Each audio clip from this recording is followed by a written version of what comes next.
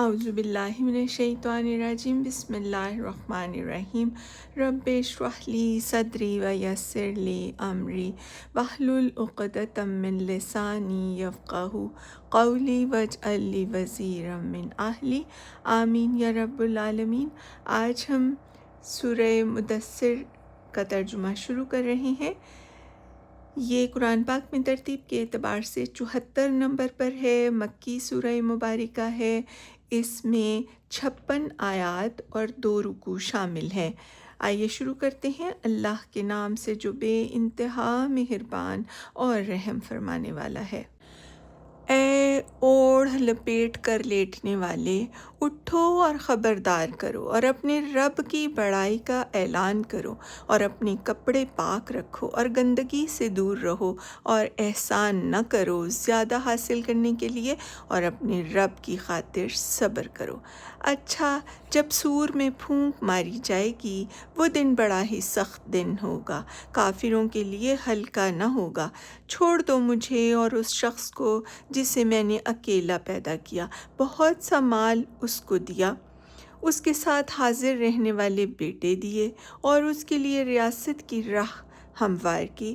پھر وہ طمع رکھتا ہے کہ میں اسے اور زیادہ دوں، ہرگز نہیں، وہ ہماری آیات سے عناد رکھتا ہے، میں تو اسے عنقریب ایک کٹھن چڑھائی چڑھواؤں گا۔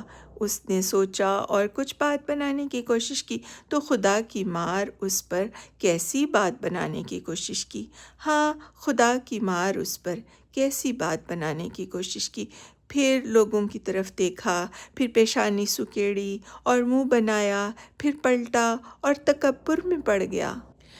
آخر کار بولا کہ یہ کچھ نہیں ہے مگر ایک جادو جو پہلے سے چلا آ رہا ہے، یہ تو ایک انسانی کلام ہے، عن قریب میں اسے دوزخ میں جھونک دوں گا اور تم کیا جانو کہ کیا ہے وہ دوزخ، نہ باقی رکھے نہ چھوڑے، کھال جھلس دینے والے 19 کارکن اس پر مقرر ہیں۔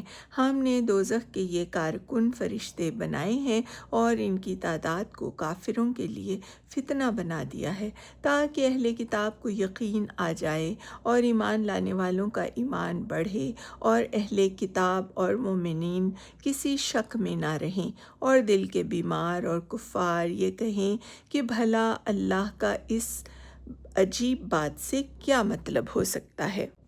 صدق اللہ العظیم وآخر دعوانا ان الحمد للہ رب العالمین وسلام علی المرسلین۔